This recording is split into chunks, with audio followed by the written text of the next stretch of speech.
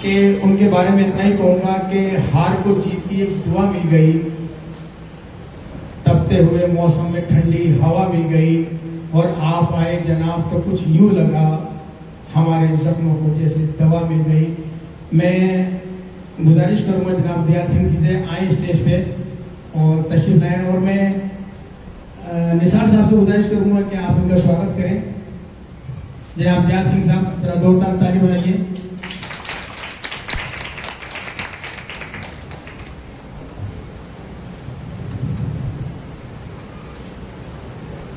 ये ऐसे अक़वाले ज़र्र हैं जो बहुत मुश्किल से मिलते हैं।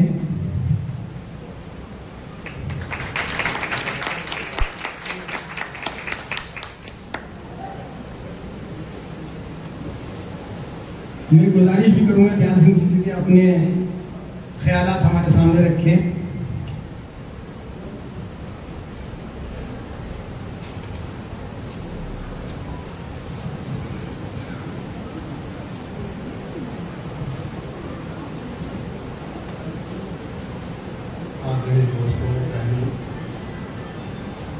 मुझे खुशी है कि आपके बीच में मुझे आने का मौका मिला। यह वर्ष संविधान के 75वां वर्ष भी है और यह वर्ष गुरु तेग बहादुर के 350 की शहादत का दिवस साल है। आज इस बात को लेकर हम आगे बढ़े, हमें इस बात को समझना चाहिए कि शांति कैसे स्थापित। मैं जब इतिहास के पन्ने पढ़ने की कोशिश की, जब गुरु तेग बहादुर साहब की शहादत का 350 वर्ष के सारे देश में इंटरनेशनल तौर पर मनाया जाता है, तो मेरे सामने एक सवाल था, शांति क्यों स्थापित नहीं होती, उसका कारण।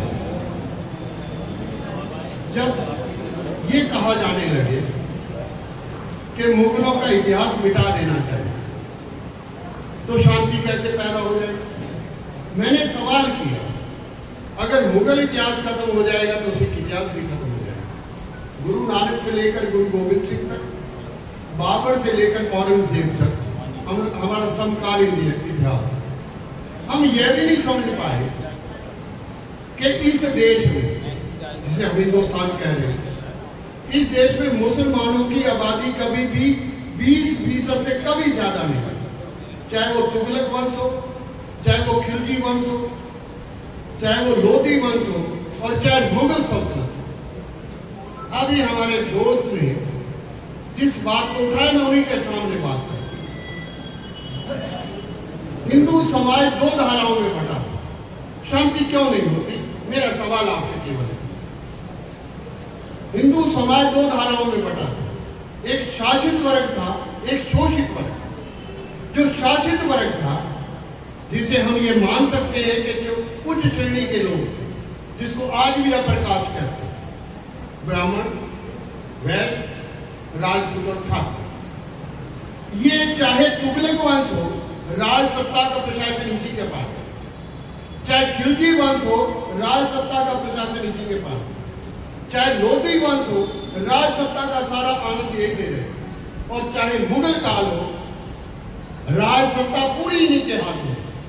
अभी भाई साहब ने एक और बात कही, चाहे अंग्रेज हुकूमत हो, राज सत्ता इन्हीं के पास है। राज सत्ता किसके पास नहीं थी? वो है शोषित वर्ग, जिसकी आबादी इसी देश में, अगर हिंदू की आबादी लगा ले तो 70% वो लोग हैं जिसकी बात भाई साहब कह रहे थे, जो शोषित वर्ग। गुरु नानक ने क्या किया? गुरु नानक ने शोषित को की बाह पकड़ी, उसकी बाजू पकड़ी, उसको साथ दी, उसको लीडरशिप प्रोवाइड। क्यों लीडरशिप प्रोवाइड की? जो शासित वर्ग था, जो सत्ता में बैठा था, वो केवल और केवल इसलिए बैठा था कि शोषित वर्ग को जितना दबाया जाएगा उतना ही वो सत्ता पक्के तौर पर रहेगी। मैं अभी आज की बात कर रहा हूं, पिछले 11 साल के इतिहास को थोड़ा सा ध्यान से लें।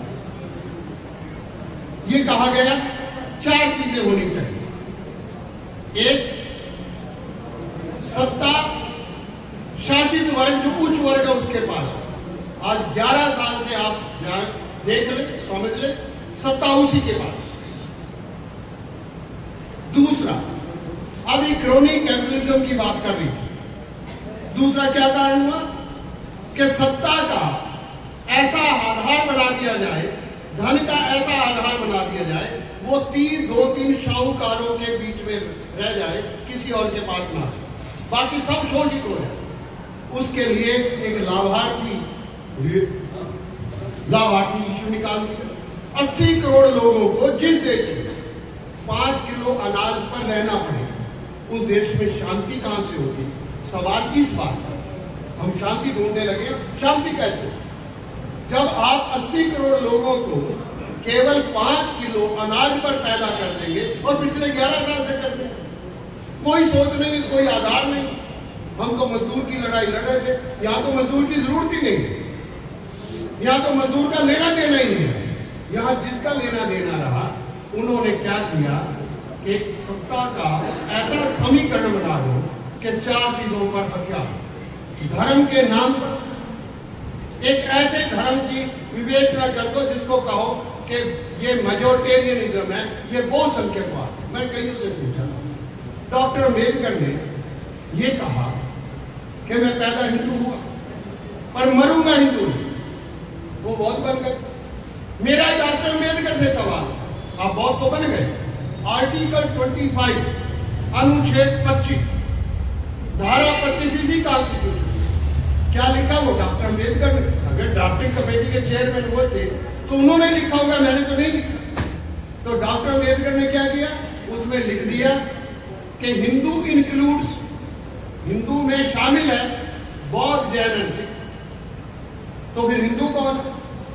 अगर बौद्ध, जैन और सिख हिंदू है और मुसलमान तो ईसाई पहले से अलग है, पारसी तो पहले से अलग है, तो फिर हिंदू कौन है? यही बता देते तो शांति कैसे बने? सवाल शांति का। शांति कैसे एस्टैब्लिश हो?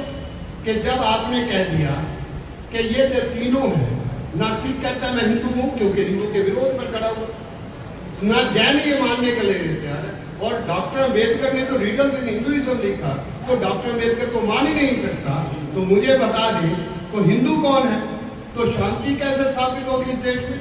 शांति स्थापित होगी कि हिंदू को, हिंदू का स्पष्टीकरण कर दिया जाए, हिंदू किसको कहते हैं।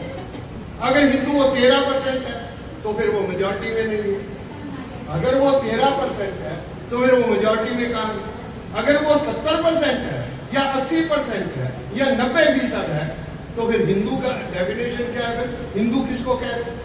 तो सवाल कहां झगड़ा हुआ? सवाल झगड़ा किया क्योंकि उन्होंने कहा कि मुसलमान की आबादी 20% है, कोई कहेगा 14% है, तो टारगेट मुसलमान को कर दो, सारे हिंदू कंसोलिडेट कर दो। ये शांति का ये शांति का पाठ कैसे पढ़ाया जाए? शांति कैसे एस्टैब्लिश हो? सारे का सारा सिख इतिहास को हिंदू इतिहास पेश कर दिया जाए तो सिखों में शांति कैसे हो जाए? तो शांति के लिए हमें कोई रास्ता ढूंढना तो साथ में गुरु नानक ने क्या किया? गुरु नानक ने उस 70% आदमी को अपने साथ करा, और गुरु नानक ने गुरु गोविंद सिंह तक एक ऐसा समाज तैयार कर दिया। आज कभी किसी ने सोचा कि कभी किसी ने गुरुद्वारे जाते हुए किसी के जात पूछी कि तेरी जात क्या है? लंगर में किसी ने पूछा है कि लंगर में अपर कास्ट कहां बैठेगा, लोअर कास्ट कहां बैठेगा? किसी ने पूछा? उसका बर्तन साफ करना हो तो आपके हाथ से लेकर वो बर्तन आप साफ कर रहे हैं, आपसे तो वो बर्तन भी साफ नहीं करवा रहे। तो ये बराबरता का, समानता का, आपस में भाईचारे का जब तक संबंध नहीं बनेगा तब तक शांति कैसे पैदा होगी? आप किस शांति की बात कर रहे हैं? शांति पैदा हो तो जरा इस्लाम को पढ़े। आप में से बहुत सारे मुस्लिम समाज के खड़े हैं। हमने अभी इंडिया इस्लामिक सेंटर में गुरु तेग बहादुर साहब की शहादत का 350वां वर्ष मनाया। सलमान खुर्शीद भी थे, मोहम्मद अदीब भी थे, बहुत सारे मौलाना और सब लोग आए उसमें। हमारा ये कहते हैं इस्लाम कहाँ? इस्लाम खड़ा बराबर का, इस्लाम खड़ा हक का, इस्लाम खड़ा सबको साथ लेकर चले। तो आज हम कहाँ पर, अब हम कैसे चले? क्या ये इस्लाम को हम इस्लाम मान सकते? हम उसको इस्लाम का एस्टैब्लिश कर सकते? नहीं कर सकते। तभी गुरु नानक ने कहा मुसलमान कहावण मुश्किल होगा तो मुसलमान कहा। मुसलमान कहना बहुत आसान है पर कोई मुसलमान मुसलमान हो तो क्या है? तो सवाल उसी तरह जैसे सिख पर है, इसी तरह मुसलमान पर भी वही सवाल है, इसी तरह उन लोगों पर भी वही सवाल है जो शोषित है। इसलिए शोषित को जब तक अपने बराबर नहीं बैठाओ, शोषित को अपने साथ लेकर नहीं चलोगे, जिसको शोषित कहा जा सकता है, जो बहुत संख्यक है। मैं तभी बार बार कहता हूँ कि ये जो हिंदू शब्द है, मेन का झगड़ा किसका होता है? हिंदू मुसलमान का, हिंदू सिख का, हिंदू ईसाई का, हिंदू पारसी का झगड़ा। इसका मतलब है कंटेस्ट में कौन? कंटेस्ट में केवल और केवल हिंदू है, जिसकी कोई परिभाषा नहीं, कॉन्स्टिट्यूशन में इसकी कोई परिभाषा नहीं। हमारा ये कहना है कि कॉन्स्टिट्यूशन में अगर शांति स्थापित करना चाहते हो तो कॉन्स्टिट्यूशन में सब मिलकर हिंदू को डिफाइन कर दे, हिंदू किसको है। तो मेरा सवाल आपसे केवल और केवल, मैं आपके बीच आया आज केवल और केवल हम लोगों को ये समझ रहे हैं, आज जिस हालात में देश गुजर, उस हालात से कैसे देश बाहर निकलेगा, तभी शांति स्थापित होगी। मैं कई बार कहता सब कौमी कमापन की, हमने सबको अपना मित्र बनाया, पर क्या वो भी आपको अपना मित्र बना रहे हैं कि नहीं बना? सवाल उनका, वो तो आपको मित्र बनाना ही नहीं चाहते, वो तो आपको दबा के रखना चाहते हैं। तो शांति कैसे स्थापित होगी? सवाल शांति का। तो मेरी आपसे अपील है, मैं कहीं और भी जाना था, मैंने तभी उनको कहा कि मैं हाजिर जरूर होऊंगा। मेरे आपसे सबसे आज ये दिवस जो हम इंटरनेशनल लेवल पर भी मना रहे हैं, वर्ल्ड लेवल पर भी, आज हमारा सबका फर्ज है। आज इस जरूरत है कि सब एक होकर चले, सब मिलकर चले, मिलकर आगे बढ़े। अकेला नहीं, मैं कुछ कर सकता हूँ ना आप कर सकता हूँ, ना सिख अकेला कुछ कर सकता है, ना मुसलमान अकेला कर सकता है, ना जैन और बौद्ध कुछ अकेला कर सकता है। हम सबको साथ होकर मिलना पड़ेगा। मैंने डॉक्टर अम्बेडकर पर एक और सवाल मैं वो भी कह, मैंने डॉक्टर अम्बेडकर, मेरा किसी से कोई इश्यू नहीं, मेरा डॉक्टर अम्बेडकर से साथ भी कोई झगड़ा नहीं, पर डॉक्टर अम्बेडकर ने एक तरफ गांधी और नेहरू कह रहे थे कि मुसलमानों को हक बराबर के दिए जाएंगे, उनको यही रहना चाहिए, और डॉक्टर अम्बेडकर के लास्ट वर्षन है कि मुसलमानों को क्योंकि देश अलग दे दिया है तो उनको बाहर चला जाना चाहिए। तो मेरा डॉक्टर अम्बेडकर से सवाल है कि आपने 22.5% रिजर्वेशन करके पहले ही कट्टर हिंदूवादी क्रिएट कर, मेरा सवाल है 15% आपने रिजर्वेशन, और वो रिजर्वेशन तब तक उनके पास रिजर्वेशन जब वो हिंदू, तो आपने पूरे के पूरे सिस्टम को हिंदुवाइज करके पेश कर दिया। ये कभी किसी ने न सोचता है, न सोचने के लिए, और हम आइडेंटिफाइड हो गए, हम अलग अलग पड़ गए। सवाल किस बात का होना? 341। तो मेरा ये कहना है कि इस हालात से जब गुजर रहा, मैंने एक और बात कही, अभी तालकटोला स्टेडियम में वक्फ बोर्ड पर था, मैंने वहां भी एक बात की, और सारे राजनीतिक में बैठे थे, ओवैसी जी भी वहीं बैठे। मैंने एक बात और, इलेक्शन कैसे जीते और हारे जाते?